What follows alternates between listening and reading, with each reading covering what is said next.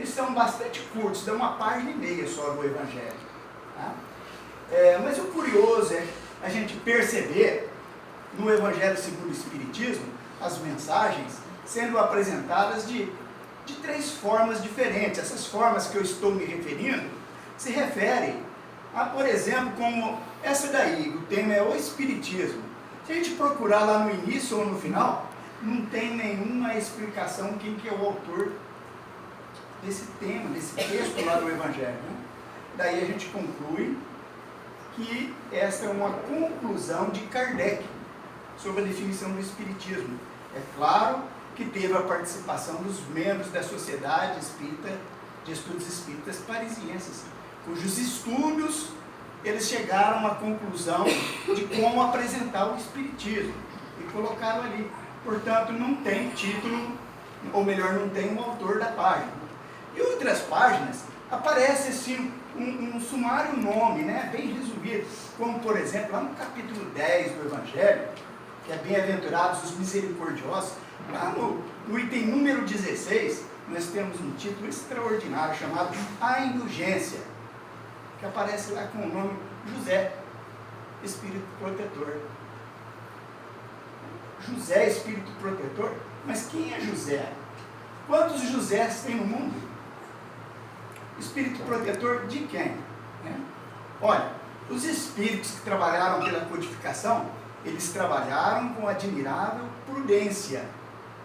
Ou seja, eles não se importaram de forma nenhuma em dar o seu nome, em ligar importância ao seu trabalho, né?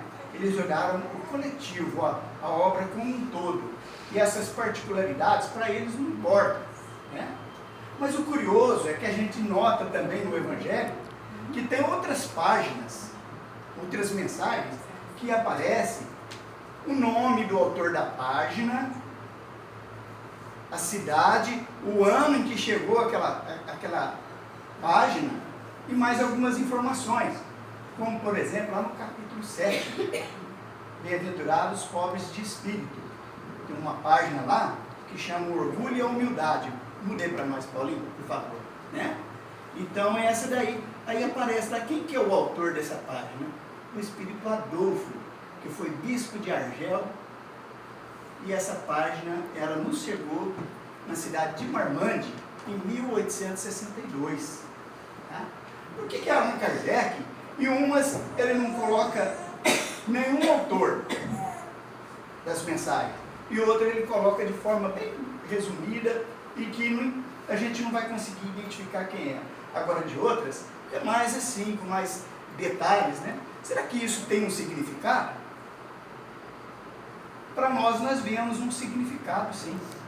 Nós entendemos que quando Allan Kardec ele enriquece assim, de detalhes sobre o autor da página, não é porque o Espírito quis aparecer, de forma nenhuma. Mas Allan Kardec colocou ali para nos sugerir que a gente investigue esses dados ali. E aí a gente pergunta, né? Vamos começar por onde? Ali Marmande, por exemplo. Marmande seria então uma cidade? Ou alguns, né? Podem até pensar, será que não seria uma localidade? Ou um país? Mas Marmande é realmente uma cidade que fica lá na França. Pode mudar, Paulinho? Então aí nós temos um mapa da França. Onde está Marmande, né? Está ali a sudoeste da França. Pode mudar, Paulinho? Onde fica Marmande, né? E a gente percebe aqui nesse mapa da França, dizendo de Paris, que dá a entender que Paris seria uma ilha, fora do continente, né? Quando em verdade não é. Isso daqui nós entendemos que seja só o formato, ou as fronteiras da cidade de Paris, quando em verdade Paris fica aqui no centro, ou no norte, né, da França. Pode mudar, Paulinho? Fica ali às margens do Rio Sena. O Rio Sena corta Paris. Né? Então, muito bem. Essa página do Evangelho, o médium que recebeu, ele estava na cidade de Marmande, em França. E Allan Kardec, que codificava a doutrina espírita, juntava aquelas mensagens, trabalhava em Paris. Tá? Então, nós temos aí o ano que chegou e agora nós sabemos onde que foi recebida essa página. Mas aparece lá no título ou melhor, nas informações do autor daquela página do Evangelho, outro nome, né, dizendo que ele foi o bispo de Argel. Que é Argel? Seria uma cidade, um país, uma localidade qualquer? Onde que fica Argel? Argel fica no norte da África. É a capital da Argélia, pode mudar, Paulinho. Então aí nós temos a Argélia, que é um país que fica localizado no norte da África, né? E Argel fica bem lá no norte da Argélia. Pode mudar também, Paulinho, nós temos ali nas margens do mar Mediterrâneo. Então agora nós já temos um desenho aí desse espírito que trouxe essa página do orgulho e da humildade, né? O bispo de Argel, ele trabalhava ali em Argel e depois de desencarnar ele manifestou-se em Marmande e aquele conteúdo foi trabalhado por Allan Kardec, que gerou uma página de O Evangelho segundo o Espiritismo. Tá? Mas para que a gente se localize no tempo e no espaço, nós também fizemos aí uma exposição para ficar mais definido, né? Nós pegamos, por exemplo, pode mudar, Paulinho, aí um plano, né? Como que é o nosso planeta. Daí pode mudar também, Paulinho, nós podemos dizer que nós estamos em Franca, pode mudar mais uma vez. Estamos estudando uma página que chegou lá na cidade de França, de Marmande, na França, de uma pessoa que, pode mudar, Paulinho, que trabalhou lá em Argel. Ele foi bispo lá em Argel. Né? Muito bem, temos todas as informações?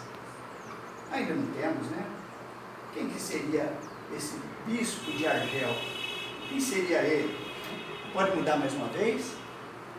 Simplesmente fala ali de Adolfo. Daí a gente recorre lá à Bíblia do Caminho, o site da Bíblia do Caminho, e nós puxamos lá a biografia do bispo de Argel. Pode mudar mais uma vez? O nome dele era Antônio Adolfo Dubuc. Pode mudar? Ele nasceu em 1800, desencarnou em 1856. Ele nasceu e desencarnou na cidade de Bordeaux. Observem vocês que ele foi contemporâneo de Allan Kardec. Allan Kardec nasceu em 1804 e desencarnou em 1869. Né? Então, foi mais ou menos na mesma época. Ele desencarnou um ano antes de Allan Kardec lançar o Livro dos Espíritos. Mas temos mais algumas informações, pode mudar. Então, o bispo de Argel, olha, lá na Revista Espírita, nós vemos um ataque ao espiritismo que veio do tal do bispo de Argel, em que ele faz duras críticas ao espiritismo. A gente fica pensando assim, puxa vida, como que alguém que em um momento faz duras críticas ao espiritismo e depois em outro momento vem trabalhar trazendo páginas que ilustram o Evangelho segundo o Espiritismo, né? Pode mudar mais uma vez? Aí nós encontramos a seguinte informação: até os dias atuais, Argel teve 10 bispos. O Adolfo foi o primeiro deles. Aquele que fez as críticas ao Espiritismo não teria sido Adolfo, o primeiro bispo de Argel. Tá? Pode mudar mais uma vez? E o bispado do Adolfo, ele durou 8 anos, de 38 até 46. Muito bem.